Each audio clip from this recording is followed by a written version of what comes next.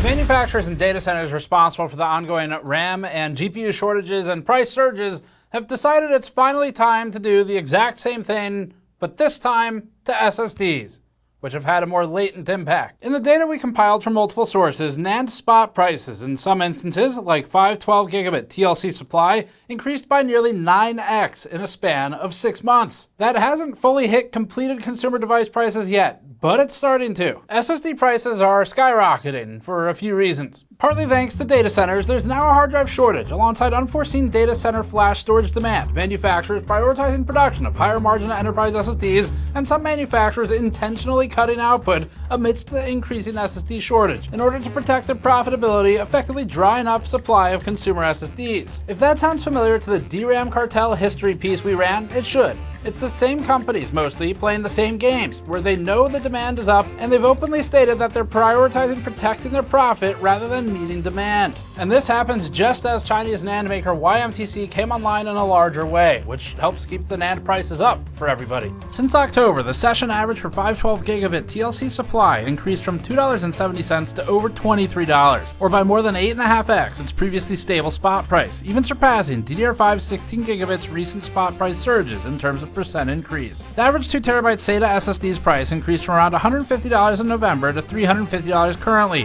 while the average 2TB NVMe SSD soared from around $190 to $450 at the time of writing and for consumer. Phison, a NAND controller manufacturer, has reportedly begun requesting prepayments on orders. The CEO claims that 8 gigabytes of eMMC, or embedded multimedia card modules, rose from, quote, $1.50 to $20 last year alone, end quote, and notes an under 30% fulfillment rate as reported by Tom's Hardware. Valve says its Steam Deck is out of stock, quote, due to memory and storage shortages, end quote, and previously cited issues with Steam Machine and Steam Frame pricing due to memory and storage. A managing director at Kioxia, the third largest NAND manufacturer with over 14% market share, told Digital Daily through machine translation, quote, to be honest, this year's production is already sold out, end quote. Similarly, the CEO of Western Digital, the largest hard drive manufacturer, disclosed in its quarter 2 26 earnings, quote, we're pretty much sold out for calendar 2026, end quote, attributing 89% of its second quarter revenue to the cloud segment. Meanwhile, some manufacturers are reportedly purposefully constraining supply amidst the shortage and prioritizing higher margin enterprise SSDs over consumer solutions. Chosun Biz, citing Omdia, reports, quote, Samsung Electronics slightly lowered its NAND wafer output from 4.9 million last year to 4.68 million this year.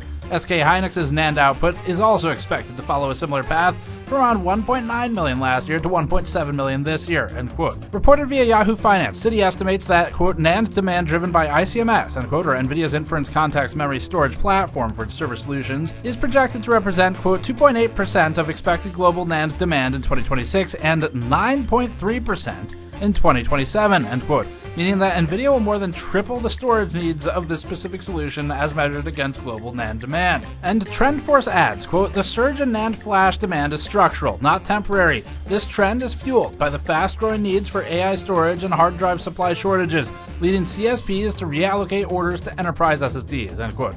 Kingston, data center SSD business manager, noticing early market indicators, commented on the situation back in December to say this. There has been a little bit of a delayed reaction, but I think that come January, February, I think it's going to be very well known across the board that SSD prices have significantly increased. Luckily, NVIDIA CEO Jensen Huang recently detailed precisely why we're seeing these sudden price surges, explaining.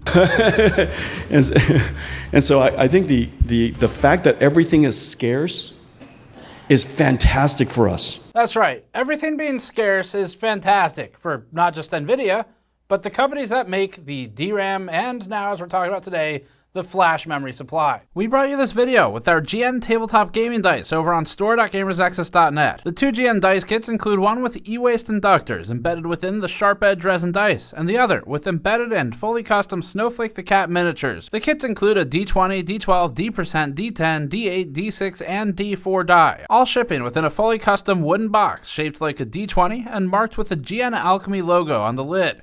Flipping the lid over reveals a roll tray and the dice. Each kit also includes a treasure generator card matched to roll results that I personally wrote, plus a playing card matched to the theme of the dice. The inductor dice have a techno-punk goblin creature token that Andrew on the team made in Blender, And the Snowflake dice include a Snowflake the Cat MTG style card with art drawn by my mom. We carefully matched the color scheme of the dice number colors to the inductors and cats embedded within them, and we even benchmarked the dice. Actually, so did Snowflake. She rolled them a few times, finding that the embedded objects didn't meaningfully change the roll results for casual play. Support us directly and grab a high-quality dice kit, available in both autographed and regular, at the link in the description below. Thanks for your help. SSD price increases from NAND flash supply increases are undergoing the same type of thing that system memory is, RAM, DRAM, that we detailed in our RAM What the Fuck video from November of last year. We'll kick off with a quick look at NAND supply spot prices. We'll compare that to DDR5 and DDR4 spot prices,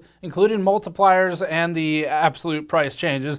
And then we'll review individual SSD prices, just a couple of them for each category, plus a look at YMTC supplied SSD prices as well, because they're new. In theory, they might pace at a different multiplier than some of the more known suppliers, and then we'll get into discussing the factors that are contributing to the mayhem in more depth. But some basics first. In contrast to DRAM, which is volatile storage, NAND flash is non-volatile. The difference is that volatile storage loses retained information with power loss, whereas non-volatile storage persists without a power source for an extended period of time. However, despite their different uses, there are a lot of parallels to DRAM and to flash storage solutions, and one of those parallels is where it comes from. The actual produced wafers largely come from the same manufacturers. There are some differences, but for the most part, it's a familiar group. Samsung, Micron, and SK Hynix, who control a collective 93% of the DRAM market, also hold a combined 62.9% of the NAND flash market. Kioxia, formerly Toshiba Memory, SanDisk, and Chinese newcomer YMTC make up the remaining 37% or so share, according to TrendForce and Counterpoint Research's most recent publicly available market share data by revenue. Another characteristic that both markets share is their pricing, typically following a cyclical pattern, meaning prices for each new DRAM or NAND generation usually peak early in the product lifetime and gradually decrease over time, as seen in this long-term trend of DRAM spot prices, shared by Jukan on Twitter. This current demand influx is what's creating some of the abnormal pricing waves, where it's actually consistently increasing right now, despite cyclical data suggesting that it should be decreasing right about now. And this is indicated well by the 512 gigabit TLC spot prices on the market in a price history chart shared by Mr. MPFR on Reddit, which compiles data from other sources like DRAM Exchange. This chart plots the spot price session averages from July 2025 to March 2026 for DDR5 16 gigabit, 512 gigabit TLC, and DDR4 16 gigabit. For reference, there are 8 bits in a byte. We collected this data using Internet Archive to compile a brief spot price history, as updated on DRAMExchange.com. These are supply costs. Contract prices for manufacturers are often different, like, say, Apple. But spot prices give us an idea for upstream supply chain pricing. DDR5 16 gigabit session average skyrocketed from under $10 in October to over $25 by the end of November. Then it exceeded $30 in early January and surpassed $35 heading into February. Now it's approaching $40 spot. The spot price for DDR5 16 gigabit at lower speeds has gone up by at least 6 to 6.7x since late August last year. As we already know from prior videos, the end result is that a lot of the most common kits of memory have multiplied in price upwards of 5x or more in just as many months. 512 gigabit TLC or triple level cell flash NAND spot prices were around $2.50 to $3 or so until October. Since November, the 512 gigabit TLC session average has increased by around $5 or so monthly, up to its current $23 session average. Now, 512 gigabit is 64 gigabytes, so if you have multiple 512 gigabit TLC solutions in a single SSD to form a, say, 2 terabyte disk or 4 terabyte disk, then that'll affect you disproportionately as you add more and more of these modules. So that increase so far is about 8.5 to 9x since September, worse than what we're seeing with DDR5 by a lot actually.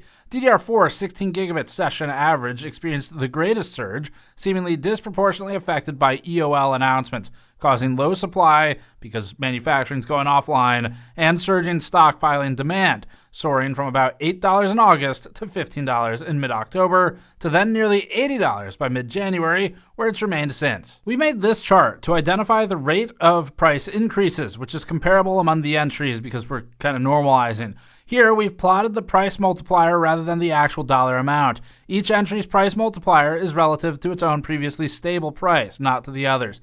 This is held between July and September of last year for the previously stable prices.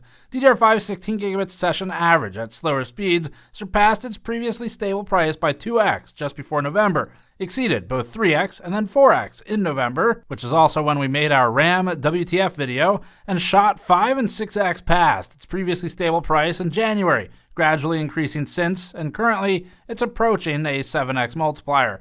SSDs are far worse. 512 gigabit TLC session average prices broke 2x and then 3x past its previously stable price by November, plateaued in December, then jumped to 6.56x multiplier by early February, pushing the percent of its increases just past DDR5s, before widening the gap further in early March when it spiked to 8.6x its previously stable price. DDR4's 16 gigabits price multiplier initially mimicked DDR5's, surpassing 2x in mid-October, 3x in early November, and 4x in mid-November, before diverting paths and rapidly climbing to around 9x its previously stable price currently. While DDR5 RAM kits still hold greater percent increases compared to completed SSDs in terms of current market pricing for finished products to end users, our understanding is that the SSD market prices will eventually exceed DDR5's percent increases as the market reflects these recent changes.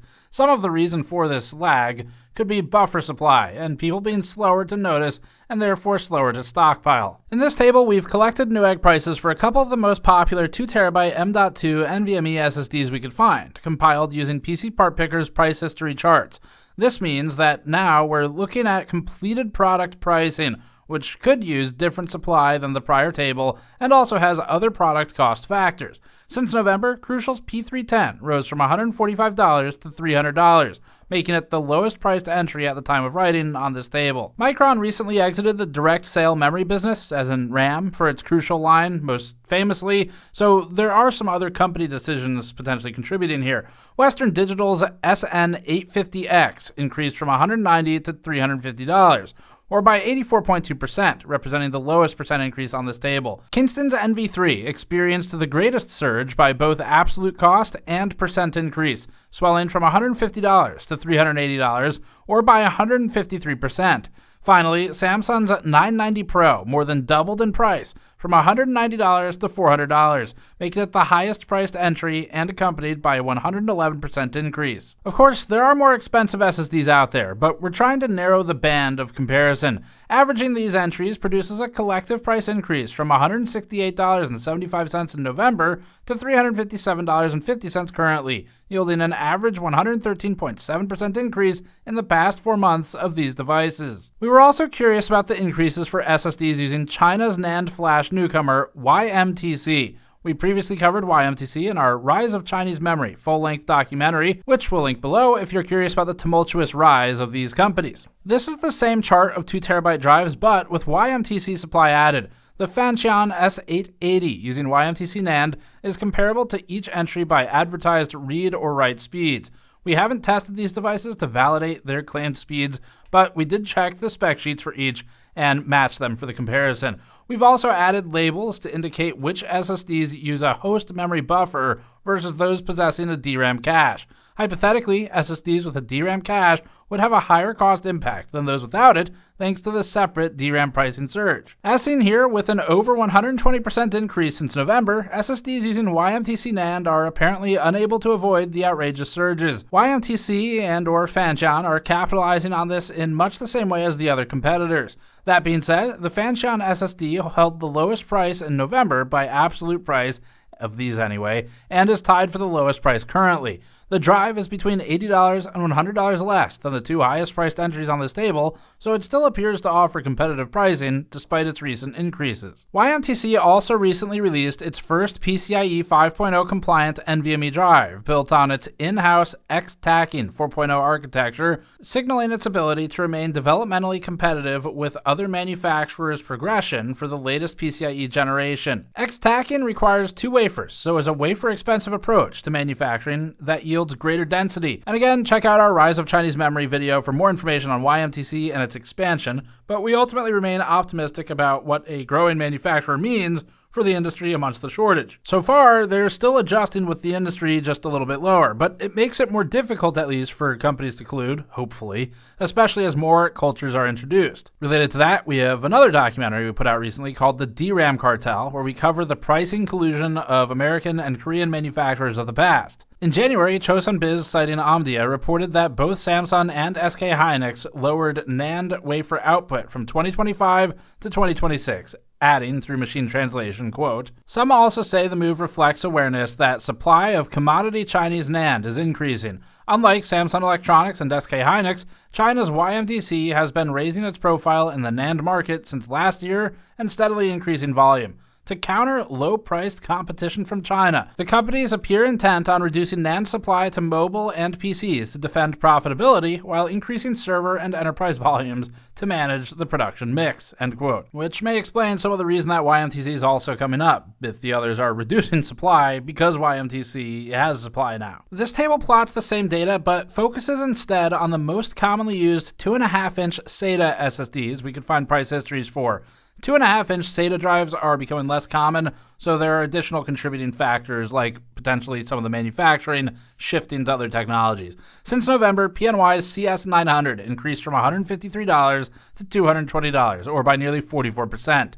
Team Group's T-Force Vulcan nearly doubled from $118 to $230, or a 95% increase, achieving the greatest percent increase listed. Samsung's 870 EVO rose from $190 to $360, or $170 in total, granting it the greatest absolute increase. Collectively, the average prices of these listings inflated from around $148 in November to $260 currently, yielding a combined average 76.3% increase within a 4-month span. Hard drives don't use NAND, they use platters or spinning disks, aka spinning rust. Still, hard drives have manufacturing output limitations as well, especially with the recent surge in SSDs, and are in high demand for data centers. While we didn't find reliable price histories for any individual hard drives, we've decided to include PC Part Picker's price trends chart for 3.5-inch SATA 16TB hard drives.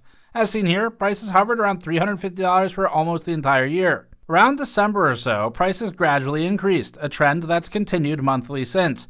The average 16TB hard drive price has climbed from $350 to $440 currently, which amounts to over a 25% increase in just a few months. This is modest compared to the over 75% SATA SSD average increase and nearly 115% NVMe SSD increases, but it's still a noticeable price hike.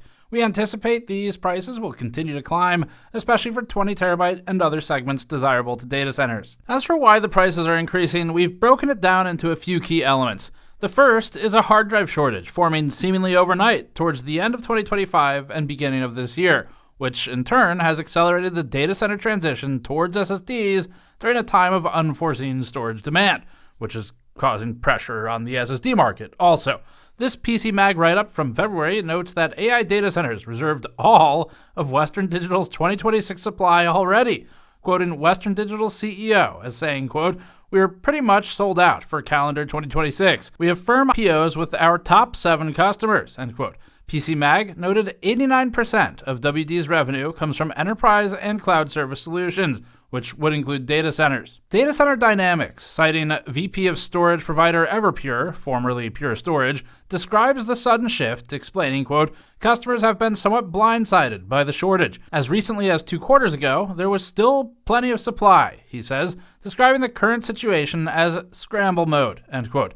DCD's report also claims enterprise hard drives are, quote, "currently facing lead times of up to 2 years as manufacturers struggle to keep up with demand," end quote, and explains how, quote, One way data center operators are looking to mitigate this problem is by transitioning to flash storage, specifically QLC, or quad-level cell storage, end quote. In the finance world, Citi estimates that, quote, approximately 1,152 terabytes of additional SSD NAND will be required per Vera Rubin server system to support NVIDIA's ICMS, end quote. Vera Rubin is NVIDIA's new server solution, and ICMS is the Inference Context Memory Storage platform. So that's over 1 petabyte of extra storage per Vera Rubin solution. Citi continues, quote, accordingly, assuming Vera Rubin server shipments of 30,000 units in 2026 and 100,000 units in 2027, NAND demand driven by ICMS is projected to reach 34.6 million terabytes in 2026 and 115.2 million terabytes in 2027. This represents 2.8% of expected global NAND demand in 2026 and 9.3% in 2027, a meaningful scale that is likely to create significant upside potential for demand, end quote. Now, to us, that climb from 2.8 to 9.3 is really the concerning part on the consumer side. Similarly, according to, this is actually their name, Mordor Intelligence, I don't know if it's the Balrog driving the intelligence or what, but, quote, Microsoft, because of course it's Microsoft following Mordor, Microsoft, Azure, and AWS each bought more than 500,000 SSDs per quarter in 2025 to feed AI inference clusters, end quote. The IDC reports that the worldwide server market, quote, grew by 97.3% in spending in the second quarter of 2025, end quote. Naturally, the NAND manufacturers have begun shifting production capacity away from consumer SSDs and instead towards higher margin, high demand enterprise SSDs, which TrendForce supports, reporting, quote, the primary growth driver was explosive demand for enterprise SSDs, fueled by large-scale AI server deployments by North American CSPs. Meanwhile, severe hard drive shortages and extended lead times accelerated a shift towards NAND solutions, which further tightened supply, end quote. TrendForce also wrote, quote, capacity allocation will increasingly prioritize server applications, further tightening supply for consumer products, end quote. And now, at the height of demand for NAND flash, the manufacturers have reportedly begun cutting NAND production from its output last year, with Chosun Biz reporting, through machine translation, quote, according to data from market researcher Omdia obtained by Chosun Biz on the 20th, Samsung Electronics slightly lowered its NAND wafer output from 4.9 million last year to 4.68 million this year. That is less than the reduced production implemented last year due to sharply deteriorating NAND profitability in 2024. SK Hynix's NAND output is also expected to follow a similar path, from around 1.9 million last year to 1.7 million this year, end quote. So at peak demand, and as demand is actually growing annually, some of these companies are cutting production. And as far as we can tell, they're doing it to maintain higher prices. That sure sounds familiar. Our conclusion today is pretty simple. SSD prices are absurd, and we try not to predict things because honestly, we know really just about as much as you do watching this, where most of our data today, it comes from publicly available sources. We look at bank statements, what they're saying, what analyst firms are saying. We look at earnings reports. All of this anyone could look at. It's nothing special. It's not privileged information we have. So we try not to predict things. The indication I'm getting, though, if I had to take a guess, is that based on what we're seeing, it probably will get worse before it gets better. The RAM situation, that's what we said in November, and look where it is now. We went from 2 or 3x or something like that to like 5 or 6x on the prices. And it looks like SSDs are following that trajectory. And actually, in some ways, the trajectory is worse, but there's a latent sort of buffered impact to consumer completed product pricing. And so whenever that buffer either subsides or demand changes in a way that knocks it out of balance from where it is now, it seems like there'll be a sudden surge in consumer pricing, not just in the spot prices and we'd assume contract prices. So that would be our guess. To quickly recap, due to a mixture of SSD and hard drive shortages, unprecedented AI server and data center storage demand as servers transition to NVMe drives, and manufacturers with a long history of collusion choosing to cut supply further amidst the shortage, NAND flash wafer spot prices are increasing at an even faster rate than DDR5, with 512GB TLC spot pricing for supply currently sitting at 8.57x its previously stable price held between July and September 2025. Furthermore, major manufacturers are running out of capacity for 2026, like Kioxia, which already sold out of its SSDs, and Western Digital, which has sold out of its hard drives. Current DDR5 RAM kit market prices still hold a greater percent increase than completed SSD market prices, but we expect SSD prices to skyrocket in the somewhat near future as the consumer market eventually shifts to reflect the most recent spot market changes. As an aside, we have some first-hand experience with this. So we bought over 10,000 USB flash drives at 128 gigabytes each for our Kickstarter-style campaigns we did for our Black Market movie and our AI Dystopia series of coverage, where we're doing all kinds of special reports on things in the industry. And a lot of you supported us for those efforts. We, as part of the backer tiers, sent out these flash drives with some of our videos loaded on them. And the part that's interesting, so we're buying those from Micro Center. We're not getting it straight from the source because I trust Micro Center sourcing. I like where they get them from, which I think is Phison, and it works pretty well. But even they right now, they can't really supply us with more because the pricing is out of whack and it's not predictable. And so you start looking at a faster rate of change in the market for buying supply as someone who might be selling it, and that's going to cause ripples and problems as well. I mean, for us, we just simply aren't buying more of them. We have a little bit of a stockpile if we do more stuff with it. But a lot of these companies, they don't have that option because their main business might be selling storage products.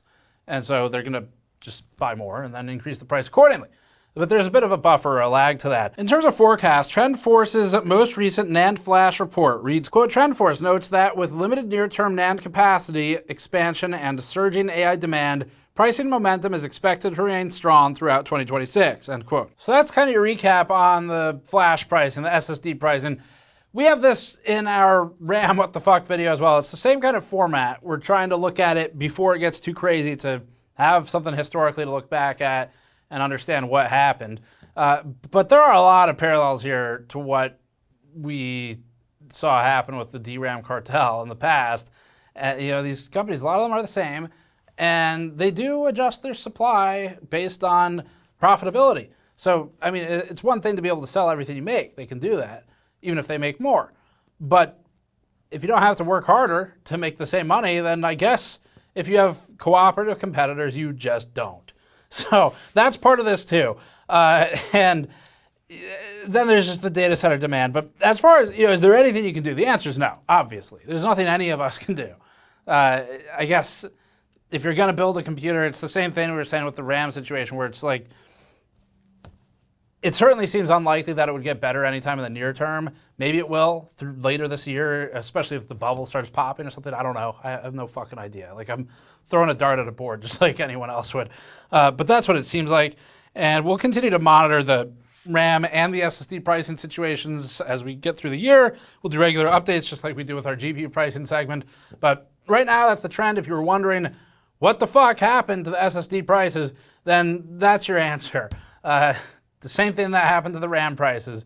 So that's it for this one. Thanks for watching. Subscribe for more. If you want to support this kind of work directly and the research we do, you can go to store.gamersnexus.net and grab one of our shirts, mod mats, our PC project and soldering mats, or other items on the store directly. Helps fund our efforts. There's also a donate button in the bottom left if you prefer to do that and you don't want to buy anything. Also, patreon.com/gamersnexus. Subscribe for more. We'll see you all next time.